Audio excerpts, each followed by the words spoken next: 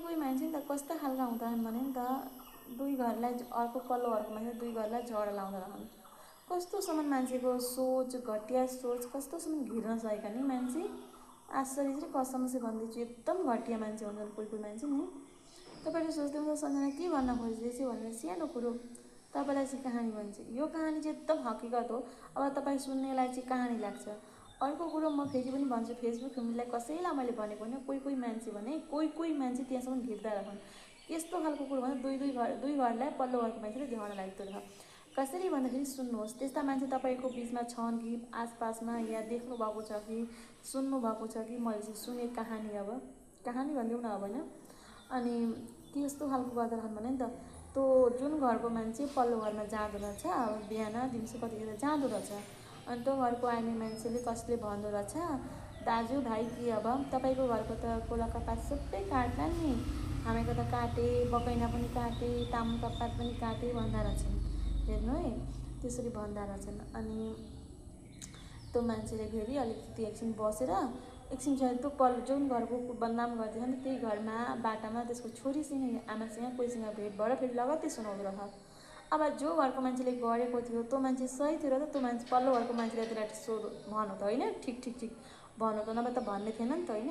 पल्लो घरमा त यस्तो यस्तो तिम्रो कुरा गर्दै थिए त, यस्तो यस्तो भन्दै थिए, धेरै उम्लेका छन्, सम्पत्तिले पोलेको, आजकल यस्तो उस्तो भयो थोक के थोक भने अरे। हेर्नु है, सुन्नु, अब त्यो मान्छे सही थियो र त त्यो मान्छेलाई त्यो पल्लो घरको मान्छेले बदनाम गरेको मान्छेले भन्नु त, नभए त भन्ने थिएन नि, होइन भन्नु त। अनि अर्को कुरो म चाहिँ के भन्न चाहन्छु भने यो कुरामा चाहिँ कसले कसको के काटो हाँगो भाँचो के भाँचो त सब त म जान्दिनँ होइन। अनि म चाहिँ भन्छु त्यस्तो घटिया काम नगर्नु, त्यस्तो घटिया। अनि त्यो मान्छेले भनेछ, अनि किन हो भनेर सोधेछ त्यो घरको मान्छेलाई। हेर्नु है, अनि त्यो मान्छेले भन्नु हो त मैले हो भनेछ, पहिलेको त गर्ने थिइनँ, आजकल म गर्न थालेँ भने। किन भनेर सोधेछ त्यो जुन अब लोग्ने मान्छेलाई पल्लो घरको आइमे कसले अब भनिदिएको थियो। अनि जुन घरको मान्छेको कुरा गरेको थियो त्यो घरको मान्छेलाई सोध्दैछ पल्लो घरको मान्छे, किन त्यस्तो गर्यो अरे भनेर सोध्यो अरे। उसले भनेछ ती वस्तुले हामीलाई डिस्टर्ब दिएको छ र डिस्टर्ब दिएपछि त मेरो माटोतिर आएको वस्तु त म बाहिरबाट काट्न सक्छु नि त, होइन। आजकलको दिन कस्तो जमाना छ भने आफ्नो वस्तु जे पनि पाल्न सकिन्छ तर अर्कालाई डिस्टर्ब दिन पाइँदैन नि। एकखेप भनेको कहिलेकै भनेको पस्छ जान्छ त्यो भनेको अलग कुरो होइन। ठिक बार अर्कालाई डिस्टर्ब दिने त्यो छैन अहिलेको दिन, पहिलेको दिन गयो। म बार भन्छु नि, यो कुरो चाहिँ एकदम राइट हो नि। पहिले मान्छेलाई बहुत हेप्थे अरे, यो चाहिँ एकदम सुन्नेको कुरो पनि एकदम देखेको पनि कुरो है, यो चाहिँ एकदम हेप्थे। तर अहिले त्यो जमाना छैन नि, अहिले बिल्कुल त्यो जमाना छैन। आफ्नो वस्तु जे पाल्न मन छ जे गर्न छ गर, त्यसमा केही मतलब छैन। तर अर्कालाई डिस्टर्ब दिन पाउँदैन। कहिले कोही पस्छ कहिले के हुन्छ त्यो भनेको अलग कुरो, तर बार अर्कालाई डिस्टर्ब दिने दिन गए, ती दिन गए है। अनि म चाहिँ भन्छु, अनि त्यो मान्छेले भन्छ हो कहिले काट्थे यस्तो गर्थ्यो, त्यो मान्छेले सुनाएको थियो त्यसलाई अब काट्थेँ किनभने मेरो घरमा मेरो बारीमा बहुत परेसान भएको थियो, यता आएको थियो अनि मैले काटेँ भनेर भनेछ। अनि म चाहिँ त्यो मान्छेलाई भन्छु काटेछ। अनि उसले पनि भनेछ त्यो त काट्ने नै हो नि त, घरमा परेसान हुँदाखेरि या बारीलाई डिस्टर्ब हुँदा त अफकोर्स त्यो वस्तु काट्नै पर्छ भनेर। अनि म पनि त्यसमा चाहिँ अलिकति सानो कुरो राख्न खोज्दैछु। अब तपाईँको चाहिँ कुरो कस्तो के हुन्छ कमेन्ट सेक्सनमा आएर भन्न सक्नुहुन्छ। म चाहिँ के भन्छु भने नि, अहिले पनि भने पाल्न सकिन्छ, जे वस्तु पनि पाल्न सकिन्छ। अर्कालाई डिस्टर्ब दिने दिन गयो अहिले होइन। अर्कालाई डिस्टर्ब गर्नु हुँदैन मान्छेले, जसलाई पनि। अब डिस्टर्ब भनेको चाहिँ यो होइन कि हाँस कुखुरा परेवा कुखुरा खसी बाख्रा भनेको होइन। कुखुरा परेवा हाँस कहिले जान्छ जाँदैन भन्नु हुँदैन, जान्छ। तर खसी बाख्रा गाई गोरु जब पालिन्छ त आफ्नो लिमिटमा राख्न सक्नु पर्छ। जब आफूले पाल्ने औकात छ, आफ्नो जब सम्हाल्न आफ्ना वस्तु सम्हाल्न सकिन्छ भने पाल्नु, सम्हाल्न सक्दैन भने नपाल्नु, अर्कालाई बार डिस्टर्ब नदिनु भन्छु कि म चाहिँ। हामीको चाहिँ त्यस्तो बिल्कुल बानी पनि छैन। कोही मान्छे हुन्छन्, अब ती मान्छेले भन्नुभयो अब नराम्रो लाग्यो तिम्रो कुरो सुनेर मलाई चाहिँ, उनीहरू घरमा आउनुभएको त्यो कुरो भन्नुभयो हाम्रो गाउँमा त्यस्तो यस्तो घरमा यस्तो भयो भनेर भन्नु। तपाईँलाई चाहिँ कहानी भन्दैछु, म पनि कहानी नै सुनाउँदैछु तपाईँलाई, अफकोर्स सुन्नुहोस्। त्यो दिन गयो, त्यस्तो गर्नु हुँदैन कि मान्छेलाई होइन। कसैको घरमा अब कसैले खेती लगाउनु भएको हुन्छ, कति मिहिनेत गरेर त्यस्तै खेती लगाउनु पाउँदैन, बहुत मिहिनेत लाग्दछ। एउटा खेती भनेको सब्जी खेती गर्न पनि बहुत मिहिनेत हुन्छ। एक दिन बाख्राबाट खेदाउन, 2 दिन खेदाउन, 3 दिन खेदाउन, बार मान्छेले त्यस्तो गर्नु पनि हुँदैन होइन। त्यही हो कुरो। अनि अब बाख्राबाट खसीको मात्रै कुरो आएन, गसनी हरेक चिजले पनि मान्छेलाई डिस्टर्ब दिनु हुँदैन आसपासमा कि कसैलाई। मतलब सानो वस्तु साना गसले भनेको भिन्दै कुरो, ठुल्ठुला वस्तु गसले मान्छेलाई धेरै पनि डिस्टर्ब दिएको राम्रो होइन कि मान्छेले त्यस्तो मतलब गर्नु हुँदैन। आफूले जानेर वस्तु काट्ने, कुन वस्तु काट्नुपर्छ अर्कालाई डिस्टर्ब दिँदैछ त्यो वस्तु आफूले काट्नुपर्छ, अवश्य त्यो वस्तु काट्नुपर्छ। जब अर्कालाई त्यो वस्तुले डिस्टर्ब दिएको छ भनेर आफूले देखिएको छ त त्यसलाई अन्जान जस्तो गर्नु हुँदैन। गरोस् डिस्टर्ब गरोस्, मेरो घरलाई त के मलाई त भएको छैन नि त, उसलाई भएको छ, त्यस्तो सोच्नु हुँदैन यार, कसम से त्यस्तो नसोच। तँ सोच्यो भने चाहिँ बहुत पाप लाग्छ तिमीलाई कि तिमीहरू सोच्छ के को पाप, माथिबाट भगवान् हेरिरहेको पर्दैन परेको दिन यति नराम्रो चालले पर्छौ नि त, कसम से परेको दिन यति नराम्रो चालले पर्छौ। सबैलाई त्यस्तो कसले पनि त्यस्तो काम नगर्नु भन्छु कि कसले पनि त्यस्तो काम कसैलाई फेरि पनि म भन्दैछु कसैले नगर्नु भन्दाखेरि अब सबैलाई भनेको होइन, कोही मान्छे त्यस्ता हुन्छन् र मैले भनेको अब को मान्छे त्यस्ता त्यति बेला त आफूलाई थाहा छ राम्रोसँगले त्यस्तो अर्कालाई गरेका छन् होइन। त्यही भएर त्यो कुरो गर्छु, त्यस्तो नगर्नु राम्रो होइन।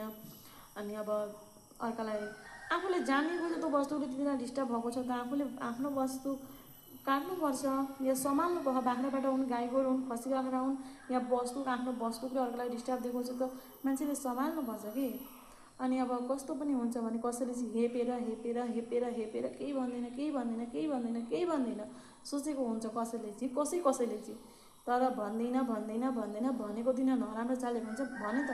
नेपालीमा एउटा कहावत छ नि, पर्दैन परेको पालीमा नराम्रोसँगले पर्छ भने त्यही हो कुरो, त्यो एकदम सत्य कुरो। पर्दैन नि परेपछि नराम्रोसँगले पर्छ कि।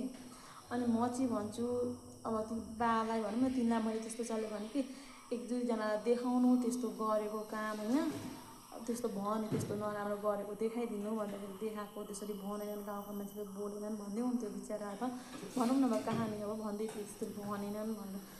मलाई चाहिँ त्यस्तो गरेन, यस्तो रिस उठ्छ नि कसम से बहुत रिस उठ्छ। म चाहिँ जसले त्यस्तो काण्ड गरेको हुन्छ नि त एकदम फोटो उठाएर भिडियो बनाएर राख्नु भन्छु कि। आजकलको दिन मोबाइलको जुग छ कि एकदम फोटो भिडियो बनाएर राख्नु कि मान्छेलाई, किनभने आजकलको दिन सबुत चाहिन्छ कि। मुखले बोल्दा त कोही विश्वास गर्दैन, सबुत चाहिन्छ अनि देखाउनु। अनि अर्को कुरो म सबै नै भन्छु कि भन्दाखेरि मान्छेले गाई गोरु कहिले जान्छ त अफकोर्स जान्छ, जाँदैन भन्नु हुँदैन, लक्ष्मी हुन् कहिले जान्छ, तर मान्छेले पालेपछि सधैँभरि अर्कालाई डिस्टर्ब गर्नु हुँदैन। गसनी होस्, अर्काको खेती होस्, गाई गोरु होस्, अर्काको घर छेउमा फोहोर पार्ने त्यो पनि मान्छेको एकदम घटिया हुन्छन् कोही मान्छे, त्यो एकदम पाउँदैन नि, त्यो रुल छैन कि। तिमीहरू पनि त पढेका छैनौ कि, पढेको दिन चाहिँ अरे बाबा फोहोर पार्न मन चाहिँ आफ्नो घर अगाडि पार्न, आफ्नो आँगनमा पार्न, आफ्नो घरभित्र पार्न, अर्काको छेउमा किन पार्छस्? त्यस्तो किन त्यस्तो गर्छस्? फोहोर पार्न मन चाहिँ आफ्नो घर छेउमा के गर्नु, अर्काको घर छेउमा आएर किन गर्नु? त्यही भएर नि मान्छे नि त अलिकति नि त सोचेर अर्कालाई हेप्नु पनि।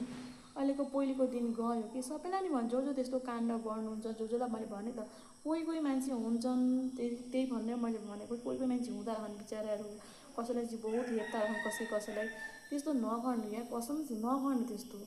तिमीहरू पढेका छैनौ कि पढेको दिन नराम्रोसँगले पढ्छौ। फोहोर पार्न मन चाहिँ आफ्नो आँगनमा फोहोर पार, आफ्नो घरभित्र फोहोर पार्न, अर्काको घर छेउमा आएर फोहोर पार्न तँलाई लाज लाग्दैन? अर्कालाई डिस्टर्ब दिन लाज लाग्दैन?